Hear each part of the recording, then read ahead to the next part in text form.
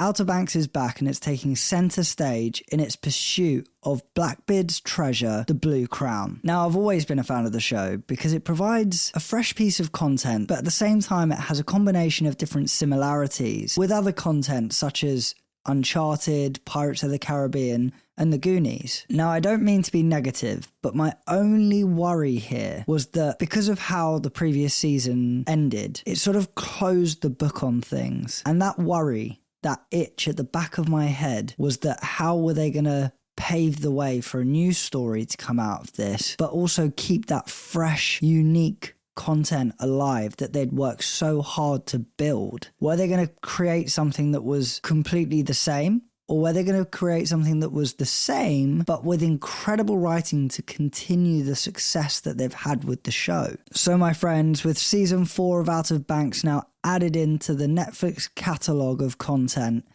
do we have a blockbuster, a 50-50, or a flopbuster on our hands? New treasure, new danger, and a legendary pirate. Outer Banks has finally made its return to our streaming screens as the Pogues embark on their most thrilling adventure yet. This season is all centered around Blackbeard and the mythical Blue Crown. This season we get to see an evolution of the Pogues, and it's all because of their mishandling of their Dorado treasure. They're drawn into a hunt for Blackbeard's priceless Blue Crown, with a jaw-dropping secret that surrounds JJ, as well as having to fight on multiple fronts, and the danger being taken to a whole new level. The Pogues find themselves in a desperate situation, forcing them to shift their focus back to the treasure hunt. But as they dive deeper into the search, they find the challenge of balancing their need for the Blue Crown with the necessity of protecting what's theirs. This adds a new layer of tension as the arrival of new villains intensifies the stakes, each one also hunting their elusive treasure. Meanwhile, the Kooks are becoming increasingly unpredictable, pushing the boundaries of their underhanded tactics and provoking the Pogues into making a costly mistake. Season 4 raises the stakes for us. We're getting a combination and blend of both what we know and love, which is the treasure hunt, combined with a legendary pirate of Blackbeard. It feels like it's not just another chapter, but actually an evolution of the Outer Banks show. We're getting 10 episodes that are made up of roughly 40 to 60 minutes in length. Now, I have to say that this season did feel a little bit more lengthy than previous seasons gone by, but then on the other hand, it might have been because I was trying to reorganize myself with the binge watcher schedule. What stood out to me as a little bit of a surprise was that they were able to pack so much into this one season. If I think about all of the milestone situations that happen over the course of the season, it was pretty impressive. And usually what I've encountered the majority of the time when this sort of thing happens is that it increases the risk with pacing issues, and they don't linger enough in areas to build out the development, whether it's scenes or characters. So they actually did very well. And when I think about it, it actually makes a lot of sense why they did that, especially with the cliffhanger at the end, which for me personally, I thoroughly enjoyed, because it feels like we're actually going to get something a little bit unorthodox with what's going to come next. The plot and storyline of the show actually had me completely invested, and that's even with me being a little bit worried to begin with. Now, in the beginning of the show, as expected, picking up right from where we left off, the Pogues have managed to convert their Dorado treasure into a fortune of money. And debatable whether it's obvious or not, they end up going through a very aggressive transition into completely misusing that money. Some more at fault than others, but it forces them back into a situation that they didn't want to be in, which was back on the hunt for treasure. And this time around, it's bigger and a lot more dangerous. This season feels like a bit of a balancing act, as there are new villains coupled with old villains that aligns to the Pogues' need to hunt treasure while also having to defend what's theirs. The characters hit a whole new level, and this is especially for JJ. They keep taking the hits to the point where they simply cannot take it anymore, and it comes across as a bit of an explosive reaction that's justified but with consequences. Now, after watching this, I thought to myself, why was I worried? I thought they kept a great level of consistency, even though it had a high level of risk that they could really damage the success that they had gained from what they had built over a long period with this show. But they really did deliver with something that, yes, was similar, but was coupled with such great writing writing that they created something that was actually unexpected in a brilliant way. The most memorable moment for me with this season had to be all centered around JJ, and when he loses it and just completely sees red. Now, the Pogues had been through a very aggressive roller coaster to begin with. They had the treasure from El Dorado, they converted it into money, and then everything started going wrong for them. And over the course of the season, they have constantly had setback after setback. They have been provoked by new villains and provoked by old villains. Old villains being the Kooks. And the Kooks have got way more unpredictable this season. And I would say that's fair to say, given the things that they do to the Pogues in this season. Now, where things all start going wrong in the early stages of the season is that they massively, and when I say massively, I mean they pay so much over market value for Pogelandia, which is a house, and massive pieces of land that surround that house, for those of you who don't know. And certain members of the Kook community strategize to take that back. And this was simply the last poke or prod, however you want to phrase it, that the Pogues were going to take before they reacted. The Pogues not only start a fight because the outcome of the hearing didn't go their way, but they kick on and start a riot. And that's specifically in the Kooks territory, where they have all of their shops and, you know, the whole community is very, very rich and wealthy. So you can imagine you've got very sleek, nice shops and clean streets and everything's laid out very, very nicely. It is a wealthy area, which is what the look and feel of the scene provides. Now, the police gain control as the Pogues eventually dismantle, with JJ, who kicks all of this off, then deciding that he needs to go into hiding, and that's fair to say because he's then being hunted by the police. Now, you end up really rooting for them. I much prefer them to the Kooks, but if I think about reality, they have done wrong. But there's only so much that a person or people can take before they have to act, and I don't blame them because they've had to struggle. This isn't the first time, and constantly they've had things taken away from them.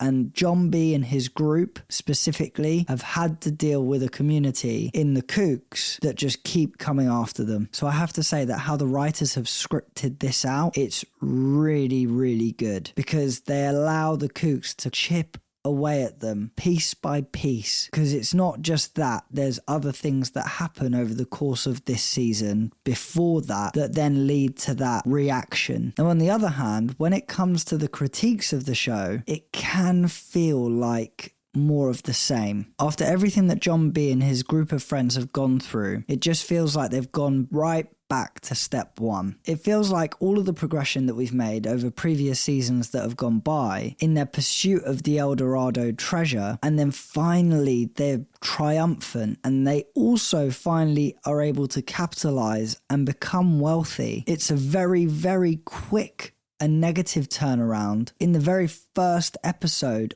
of the new season, that they lose it all like a flick of a switch, and all of a sudden they're pulled right back in to something that they don't really want to have to do, and start again by going on a mission and a hunt for new treasure. Now, even though that I'm saying that this is a bit of a critique, I really do think that the writers have done such a great job, because when you think about it, they're producing something where really and truly it's staying very much the same. They're going on another treasure hunt, but what they've done so brilliantly is that they've added a lot of surprising differences. So even though it feels like more of the same, they're providing that fresh and newish outlook on the season's story that it's trying to unveil to us. Now, this season stars Chase Stokes as John B, Madeline Klein as Sarah Cameron, Madison Bailey as Kiara, Jonathan Davis as Pope, Carlassia Grant as Cleo, Rudy Panko as JJ, Drew Starkey as Rafe Cameron, and David Jensen as Wes Genrette. Now, my top picks for the standout ones to watch are John B, Sarah, Pope, Cleo, JJ, Kiara, Rafe, and Wes Genrette. Now, kicking off with John B, it feels very much like he's taken the back seat in this season, but I don't mean that in a bad way. I think it's definitely been strategically done for a reason, and we'll come to that later on. But in him taking a back seat, he's still focusing and showing us his development of his character, but solely focusing on his leadership development qualities. JJ has taken center stage this season, which has been an interesting and exciting shift. While we do get what feels like a bit of a side story with John B and his relationship development with Sarah, there are a few occasions where the Pogues have a decision to make, and after discussing, look directly to John B to make the final call. The main challenge for John B this season is his clear lack of enthusiasm in wanting to go back on the hunt for treasure, while his friends are completely invested in that given the state of their circumstances. But with all of his efforts, his decisions seem futile as he is forced back into it. Now, I do like the character development that John B's embarked on this season.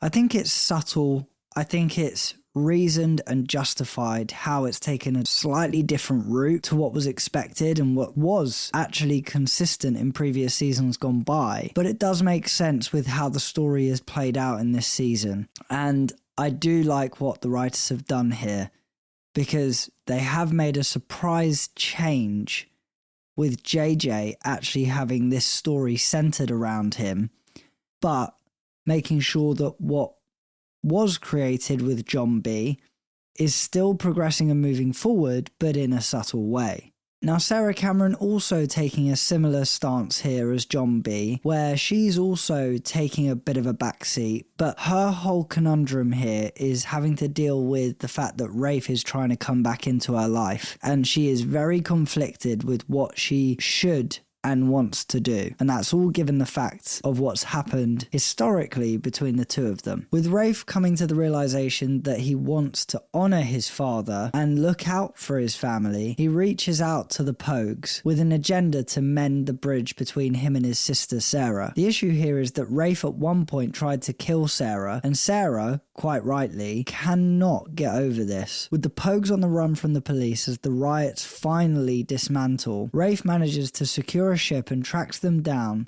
just in time to save them from the police and actually go on to join them in their pursuit for Blackbeard's blue crown. Now, I think that Sarah this season has actually been brilliant. I know a lot of you are going to be thinking, what the hell is he on about? Because she didn't really have much of a part to play. But actually, when you think about it, even when she's had such a great big part to play versus this season when she hasn't actually had as much of a big role to play, you actually have to give Madeline a lot of credit, because it just goes to show how great an actor she really is. Big part, small part, she's executed it superbly. And what I mean by that is the specific piece that I'm talking about now, she's been able to execute superbly and give us a brilliant portrayal because it's come across in a realistic way. A lot of you might disagree with me, because if your sibling tries to kill you in real life, then I don't think you'd ever talk to them again. However, she is showing that she is conflicted,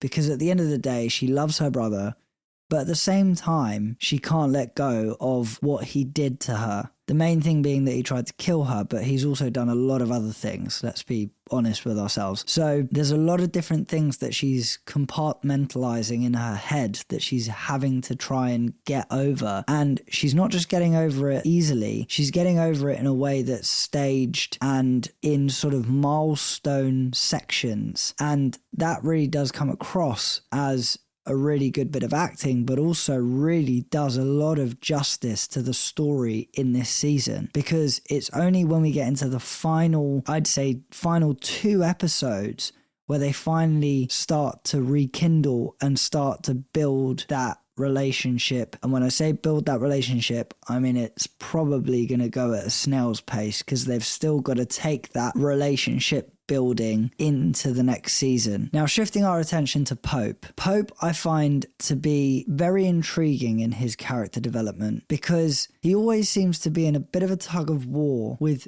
who he believes he's supposed to be, given what his parents have wanted him to be, versus who he himself wants to become and staying true to his real nature. We see an interesting evolution that's similar to JJ's this season, but on a smaller scale. There's an auction taking place on the Pogues' newly purchased house, and the Kooks have manufactured a strategy to take it back. The outcome that's kind of obvious, given the Outer Banks history. Pope follows suit with JJ and chooses to act, but not out of rage, out of wanting to protect JJ, who is trying to run away, by tackling a police officer. Pope is arrested, and then soon after is followed by a deal being put on the table for his freedom. And that deal is based on him having to serve 4.5 years as a Marine or face life as a fugitive. As we see him accepting his fate in the final moments, just as he's about to sign the contract, he excuses himself to go to the bathroom so that he can settle himself, and then decides to run away and find his friends. Now, I do think there's a lot of similarity. We've seen this happen with Pope before. He has been in a situation where he's sat conflicted with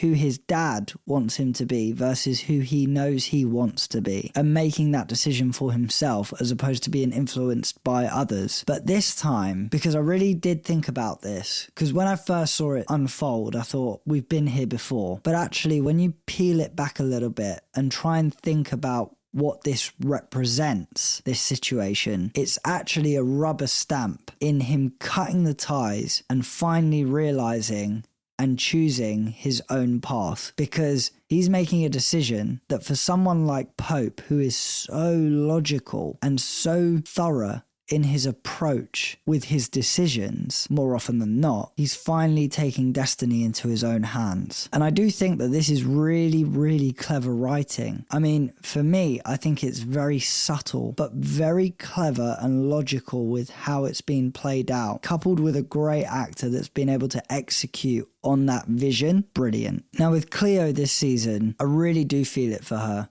because she really does go through it. She has to witness the loss of her best friend and almost only father figure, Terrence. Cleo gets captured by the new villains that have stepped onto the scene in season 4. To her surprise, she sees her closest friend, Terrence, is amongst the crew. Initially, she thinks he's against her, but their friendship is so powerful and his loyalty remains with her. However, a few attempts are made on her life, and with each time an attempt is made on her life, he steps in to save her. But the last time was his last time. With the tragic loss of Cleo's best friend, Terrence, she vows to not rest until she's brought his killer down. Now, I really like Cleo as a character, and I think that her character development in this season is quite interesting. When we originally meet Cleo, we're introduced to someone that is completely different to the Cleo that we know today in this season. She's embarked on a change that's actually quite drastic. It's a testimony to how well the portrayal has come across in aligning to the script so well. What's really interesting about her character is when we get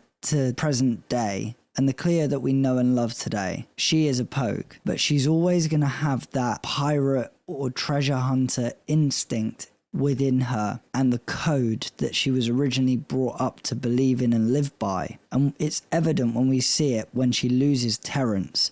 It's almost like a flick of a switch and a default setting where she then makes that vow that she's not going to rest until that killer is brought down. And it's not like she's going completely back to the start. She's holding on to her development as a Pogue, but it's a unique hybrid in being a Pogue, but also staying true to who she is with who we were first introduced to. Now, when it comes to Kiara, she really pushes the boundaries this season, and specifically at the start of the season. And that development is all centered around her being able to overcome her fear. In the early stages of the series, the Pogues have agreed to a deal worth 50k to find Blackbeard's medallion. JJ is on the diving mission and Kiara wants to join him, but this is one of her biggest fears. JJ and Kiara dive down together, but are met by one of the pirate villains, and they almost lose their lives in the fight. But even with a lucky escape, they They get the bends as their oxygen has been tampered with in the fight. Kiara did face her fears, but had to suffer some serious consequences as she and JJ were rushed straight to hospital to be treated for the bends. Now, I thought Kiara had an impactful start to the season, but I don't think she really played a major role in the overall season. The one thing with Kiara, and where I do critique the writers here, is that I do think and would have liked to have seen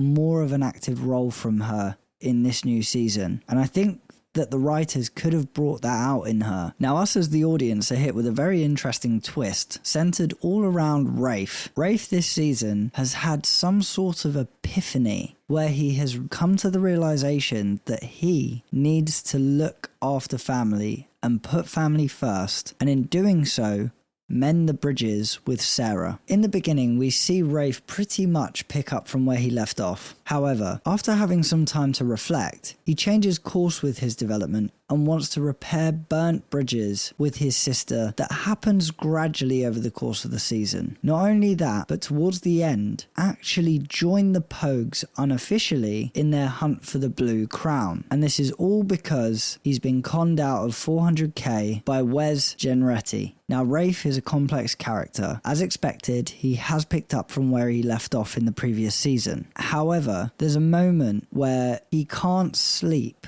And in that time where he can't sleep, he's thinking and pondering over certain things that we aren't brought into quite yet. But what we are brought into is the aftermath of that moment. And he decides to take a course of action that is completely unexpected. He decides to actually want to go and try to mend the bridges with his sister. Now, that conflict inside of him is still shown externally, but it's almost like he's coming across as being a little bit tamed, or trying to be tamed as much as he can possibly control himself. And as we come to the tail end of the season, that's where the interesting stuff happens, because that's where we finally start to see him actually take control and calm down. There's a pivotal moment towards the end where, for me personally, it came across as if it finally clicks with him. He finally comes to the realization of who he is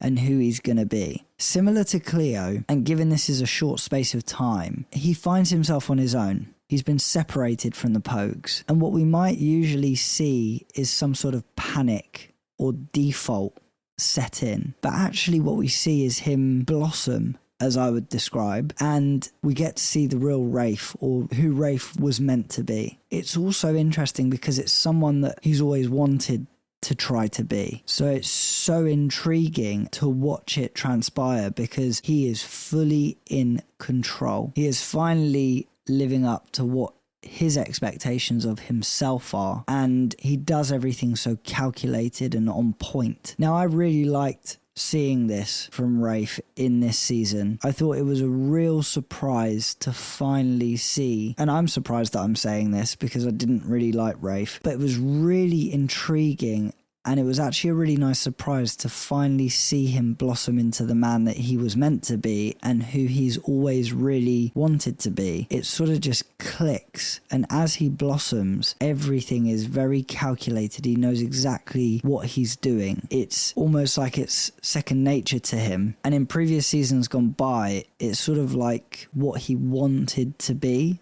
and how he wanted to be. But now it's all coming together. Now, like Cleo, there's similar elements to his character that are always going to be there. We see him, even though he's blossomed, still hang on to the fact that he still wants his cut for supporting and helping the Pogues. But there is also that humanized side that's come out in his portrayal. And now, for the villain of the hour, where Ward Cameron is now no longer in the show, we're blessed with the villainous Wes Genretti. And this villain has taken things to a whole new level. There is a lot of surprises involved with this character, so I'm going to try to be purposefully vague as possible. Wes is a master of disguise in his portrayal. He constantly, throughout this whole season, metaphorically speaking, how I would describe him, is constantly wearing a mask and pretending the whole time with every single person that he has come into contact with and interacted with, pretending to be the good guy, disguised as a huge villain that is not scared to cross the line at any means possible. He is willing to stop at nothing to get to the Blue Crown, so much so that as we progress through the season, we come into the knowing that he was part of the new pirate villains that were introduced to this season, and what he did to them, astonishing betrayal. The struggle for this character is all centered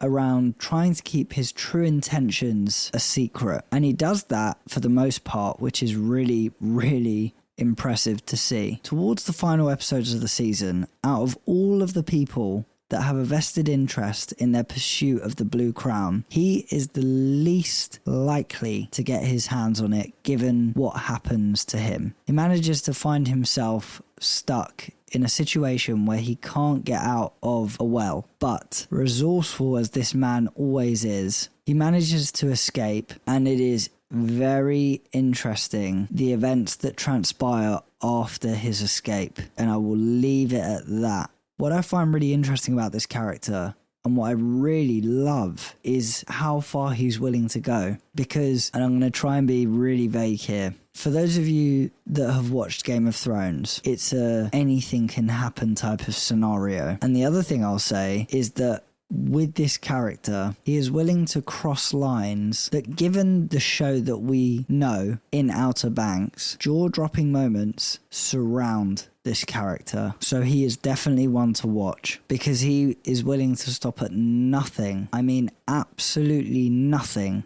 to achieve his objective. Now that leaves my standout one to watch out of the ones to watch being none other than JJ. Now, very surprisingly, JJ has taken full-on center stage this season. And not only that, Blackbeard and his Blue Crown are tied to him. And not only that, JJ has a huge plot twist aligned to his character. JJ uncovers some seriously shocking truths this season and has a rough ride with his emotions. He has to deal with being the reason for the Pogues Dorado treasure loss, overpaying massively on the purchase of Poglandia, family dynamics, going full on rage mode because of the loss of Poglandia, and more. With all these challenges, it causes him to erupt in a way that we've never seen before, and the cause that sets him over the edge is the loss of Poglandia. We see JJ run away and take to the streets to destroy the Kooks side of the island, where he begins a huge riot of the Pogues. Now, I seriously enjoyed the portrayal of JJ this season. He has had to go from an all-time high to an all-time low and stay down in that all-time low for a very long time. It's only up until towards the end where we see his redemption start to happen, and even when that redemption starts to happen, he's still met with some struggle. I say some struggle, that's an understatement. He is met with a lot of struggle. And with all of this, what's so great is that there's such an element of satisfaction for you as a viewer when watching this whole season transpire with his story. And the growth of this character is like his character arc is just on steroids. Now, when it comes to the visual and cinematography of this season, I don't think there was much, if any, change. And I say that not as a critique, I say that more as a level of consistency that's been maintained. As expected, this season maintained its vintage orange and yellow look by day, and the scarier the moment, the darker the colour scheme, to align to the mood along with the character movement that brought suspense to the key moments. The visuals really brought the scenes to life, dependent on the location of the scene, coupled with the camera work that really took control of the pacing of the show's scenes, and I have to say, maintained its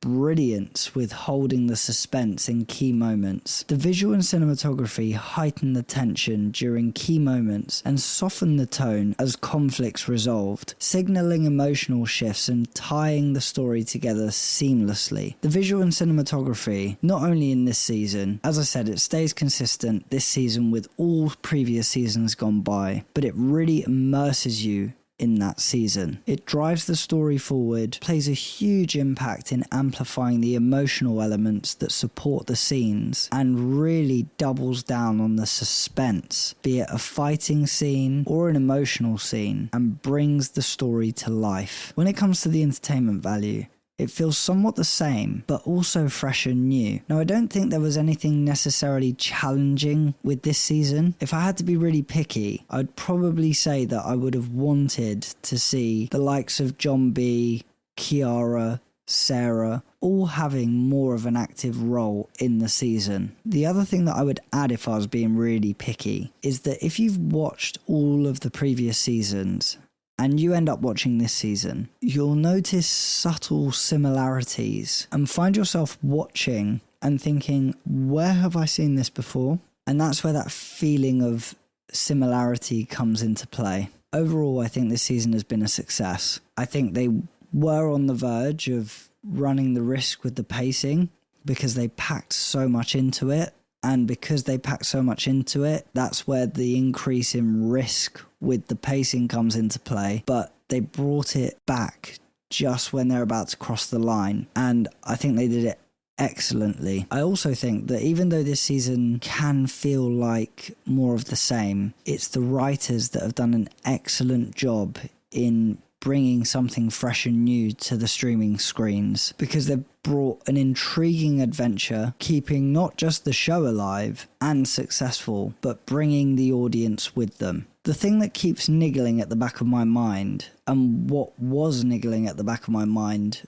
before I watched the show, was when is this show going to take a drastic turn? We've seen it with Pirates of the Caribbean. The first 3 movies were excellent, and in my personal opinion, all of the movies that followed did not live up to the expectations. But on the other hand, when I really think about it, the cliffhanger at the end, as well as all the huge plot twists and jaw-dropping moments that happen throughout the course of this season, really does counteract that and sets this show on the trajectory to consistent success. I give season 4 of Out of Banks a 4 out of 5 buckets, meaning it's a binge-watching blockbuster. So, here's the binge-watching question. If you were to wake up tomorrow and find yourself in the world of Outer Banks with a choice, would you choose to be part of the Pogues or the Kooks? For me personally, I would choose the Pogues. But let me know your answers down in the comments below. As always, don't forget to smash a like if you enjoy, subscribe to the channel if you're new, and follow us on social media to stay up to date with the latest content. If you like what you've seen here and you want to see more, click right here to see more. I'm Matthew, this is Binge Watcher. Thanks for binging with me.